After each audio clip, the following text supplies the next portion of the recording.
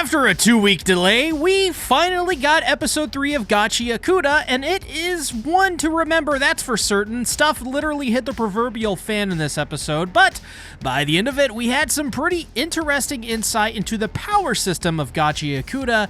This system has the potential to be the most fun we've seen since something like a Chainsaw Man.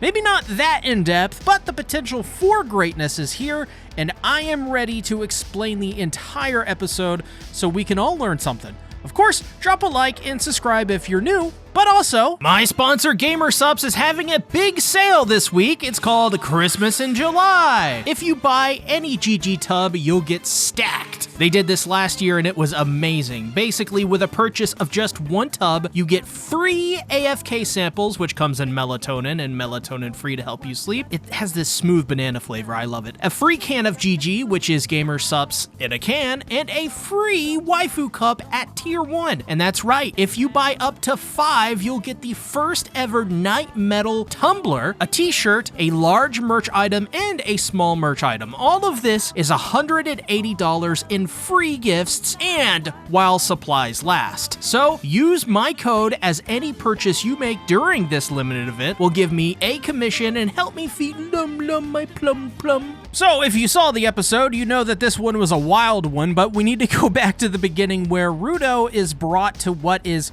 essentially the Megaton from Fallout 3 of the anime. It is a city in the middle of trash, made from trash, kept alive with trash.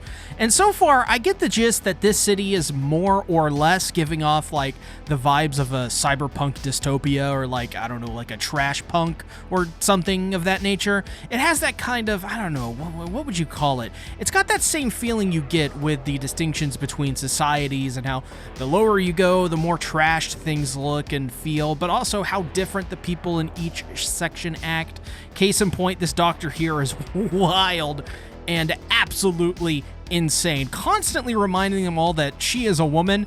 And you know you're gonna have a bumpy ride here when the doctor itself is screaming at you over their gender of all things. Clearly the epitome of health and clarity, of course. But that is also a part of its charm, as we are about to bear witness, because after the visit we get some more insight into what INJIN has been trying to achieve thus far, which is to smarten Rudo up to the ways of the world, which is by plunging him headfirst into it.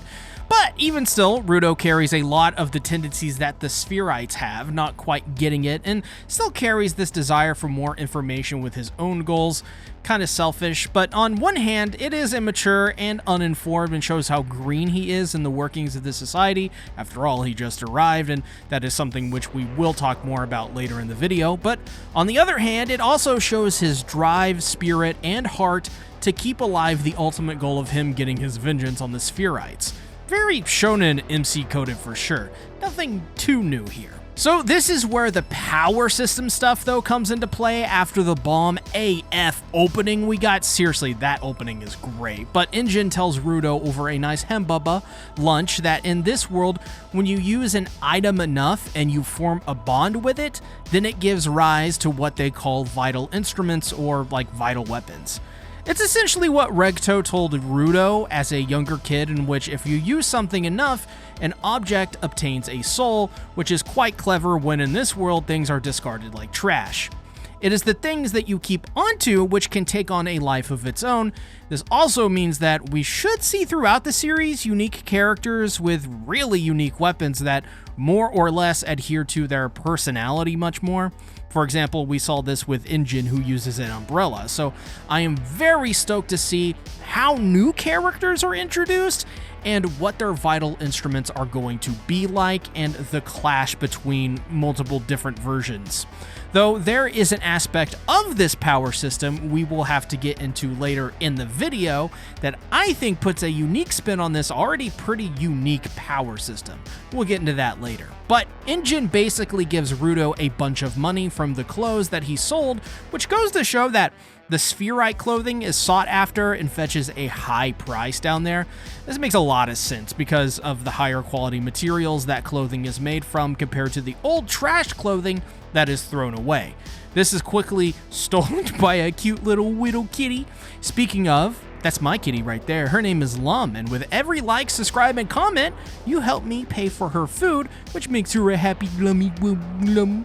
And yes, she is named after Lum from Urusei Yatsura. I am a weeb. But this next bit, I was surprised with how long it went on when the moment itself could be summed up really, honestly, pretty quickly. Actually, that goes for this entire episode. But essentially, Rudo catches the kitty with a stick he randomly takes without thinking to catch the little critter. It works, but in turn, pisses off the owner of the stick, which we come to find out is his own vital instrument. His name is Zonka. Now, this guy, whew, man, he's a hell of a lot of heat. I put him in the thumbnail for a reason, after all, and I'll tell you that much.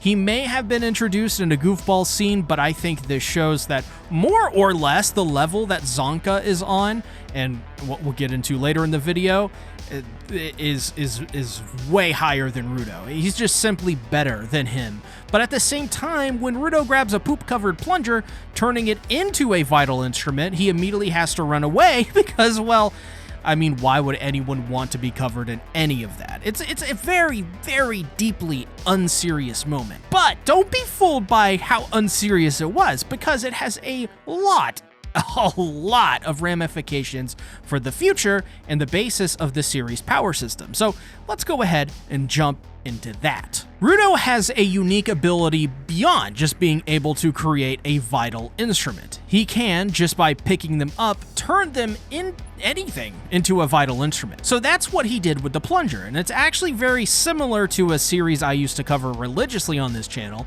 until it was ruined by their parent company Type Moon, Fate Stay Night. The main character in this series, Shiro Imiya, is able to reinforce any weapon using mana, aka magicka. It's a really cool concept and is one of the reasons why Shiro, at least as a fighter, is so dynamic and so interesting.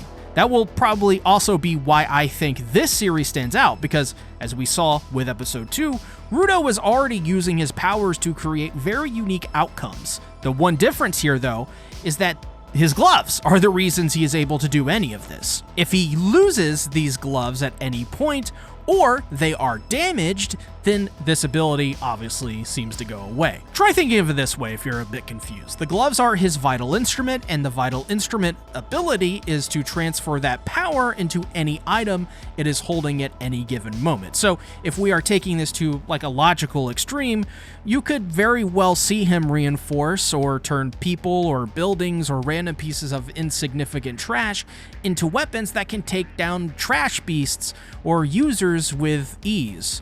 Not only that, but if Rudo so decides, he could build up an arsenal of weapons of all varieties. Handguns, blades, blunt weapons, throwables, you name it.